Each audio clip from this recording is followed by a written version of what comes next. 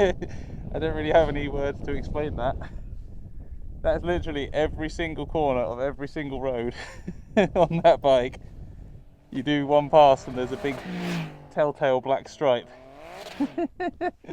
What a ridiculous, ridiculous machine. I actually love it. Sometimes when we come up to the bike specialist, we ride some exquisite, lightweight, thoroughbred racing specials. Sometimes you roll out a monster like that. That's definitely not lightweight specials. James, thank you for having us back again. And what is this that you've presented us with this time? This is a Triumph Rocket 3, one of the newer models, with a twist. First of all, it's a TFC, which is Triumph Factory Custom, one of 750 limited editions. But it has the TTS Supercharger, which has been fitted, professionally fitted, which really suits the bike, to 340 brake horsepower. That's all you can do is just laugh. It is especially when I see you on this. It's bonkers. And this one being the TFC, so the Triumph Factory Customs was like a little side project Triumph did to do some exclusive ones. They've done quite a lot with it. The stock bike had 182 horsepower, carbon fiber bits everywhere, fancy suspension, fancy brakes. Like the stock TFC version of the Rocket was a really special thing. That's right. This one obviously is a little bit over the top because it's then got the supercharger kit on top of it. Yeah, well, the TFC brand new was £25,000, which is a hell of a bike to start with for a brand new bike. 25,000. See, it's limited edition, everything as well. And then on top of that, it's got a £2,500 Zard exhaust system, and then a £16,000 TTS supercharger on top and extra carbon. So this bike was 43,000 when it was new. Plus the tyre bill. Plus the tyre bill. I'm just thinking what goes through like tyres. Now, I've actually ridden one of these, not this one, right? But I've ridden a supercharged new Rocket already at a runway, a really big, really wide, flat runway, and it was terrifying. so I'm kind of slightly frightened and kind of excited to see what it's like trying to ride one on the road in the real life conditions. Yeah, this is going to be a monster to ride. I'm thankful it's a supercharged new Rocket, because the new Rockets stopped and steered reasonably well for their size and what they are. A supercharged old Rocket would have been, I think, instant death. Instant death. Whereas this, I think you can prolong it a little bit. I have to say, I think it looks awesome. I love the black Phantom paint they've done and the carbon mix. They've made a really good looking, in my opinion, a really good looking bike, and it's the largest engine ever to be put in a motorcycle, 2.5 litre. Most cars aren't that size. In a production motorcycle. In a production motorcycle. Alan Mill did have something to say about that with his specials, but and what about a factory? Yeah, it's a bonkers thing, and like when you look at it from that side-on view, it's just a gigantic 3-cylinder engine, like this huge engine, and then they've gone forks, back wheel, tank. Job done. Yeah. Which is, you have to applaud them from that. I actually know that when Triumph built the first Rocket 3, they were trying to build cruisers to sell to the American market. And I think they got halfway through the project and went, that's boring. Let's just make a really wild bike with a massive engine. And actually created their own little niche. You know, it kind of falls into categories along with things like the Yamaha VMAX and then the Ducati Diavel jumped on the bandwagon years later. But it is very unique. There's nothing quite like a Rocket. No. Standard, the 220 Newton meters of torque. Not even a H2R's 220 Newton meters of torque. The gear lever is completely redundant. So you don't need to change gear ever. Really? You just put it in third and ride the thing like. So I can't wait to see you ride this. I'm excited for this one. And I've got a big question for you. Am I going to see a rolling burnout? I think it would be impossible to move this without lighting the tyre up. I'd be very disappointed in you, Chris, if I don't see a rolling burnout. If you're out in the Strines area and you see any big black lines down the roads, it definitely wasn't me, honest. Right, let's get onto the road and see if I can survive this absolutely ridiculous bike.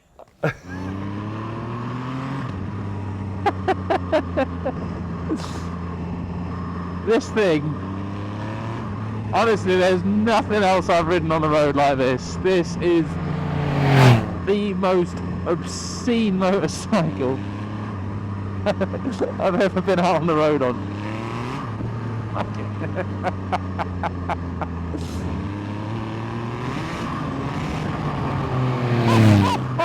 my God!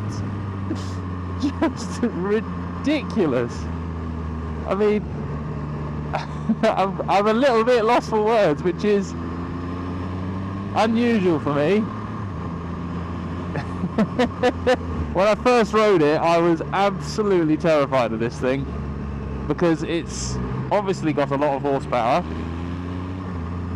The throttle response is actually pretty abrupt, so more on the rolling off the throttle than the adding on, but it just makes the whole ride a little bit aggressive, and that, you know, that made coming out on a cold morning quite frightening. This is probably a bike you have to take a little bit of a deep breath in and, right, come on. Big boy pants on, we're gonna have a go. So addictive. It's such a rush to open the throttle on something like this and try and hang on to it. Breathtaking motorcycle. What an incredible thing it is to ride. And a lot of these bikes that we ride down here on Dream Rides are superb things and really special, but none of them have been quite so insane as this.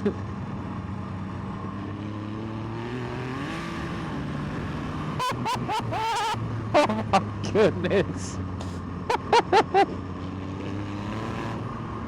I don't really have any words to explain that. That's literally every single corner of every single road on that bike. You do one pass and there's a big telltale black stripe. What a ridiculous, ridiculous machine. I actually love it.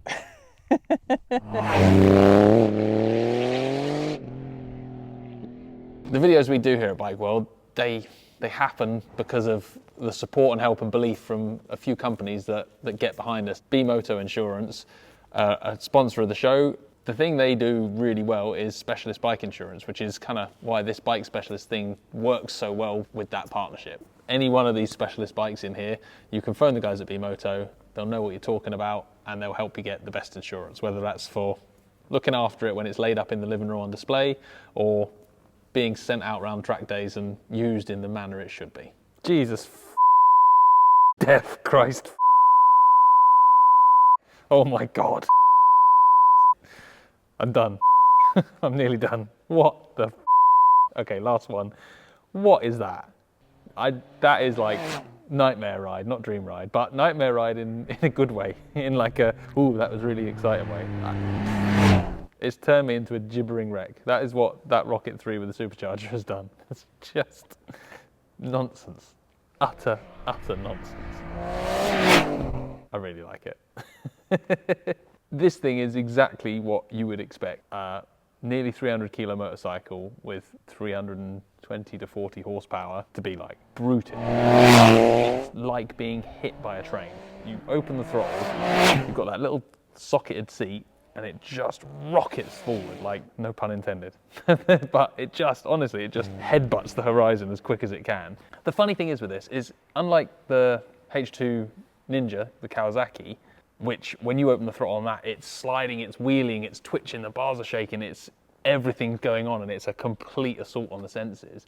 This thing is big, heavy, stable motorcycle, so it doesn't really wheelie that much. It lifts the front a bit, and it doesn't shake its head, and it doesn't snap out sideways. It just either digs in and fires itself forward faster than your brain can keep up, or it just breaks a bit of traction, and with the traction control on, it does its best to hold it, and it slips and slides and drifts, but still just, it's like this shove of forward momentum. There's none of this up, down, brake on, off. It just goes, and it goes forward hard. Where it becomes a real challenge to ride is then you've got a lot of mass that you're trying to stop, and you've got a chassis that, regardless of the supercharger, needs muscling to get the best out of. So you're then trying to provide all this input to turn the thing, to get it stopped, to get the thing pointed straight again so you can open the gas and get that little hit of adrenaline from opening the throttle.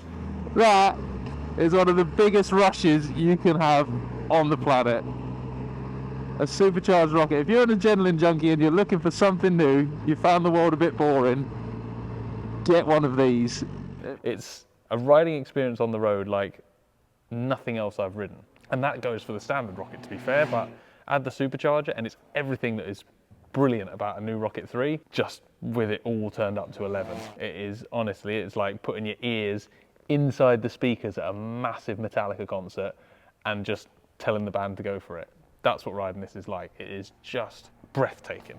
And honestly, if you ever get the chance, if you ever get the sniff of an opportunity to ride something like this, a supercharged rocket or a big supercharged bike, you have to do it because it is a life experience like no other. Just be careful that it doesn't turn into a death experience, because honestly, every time I've walked up to this bike today, I've held my breath a bit. Every time I've gone out on the road, I've had that bit of trepidation that this could go wrong. It's that sort of bike, and I love it for that. I love the fact that you can buy and get someone to build something that is this insane. I think this one's up for just over 30 grand, 34, something like that. It's up for over 30 grand at Bike Specialists, but I don't think you could spend that money on anything else that would deliver the same experience this does. Like, no supercar is going to do anything like what this does. It is just nonsense. Yeah, I'm going to be having dreams about this bike for a while, and I'm going to wake up in a cold sweat after every single one, because that is one of the most intense riding experiences on the road I think I've ever experienced. Madness. Bat, poo, crazy.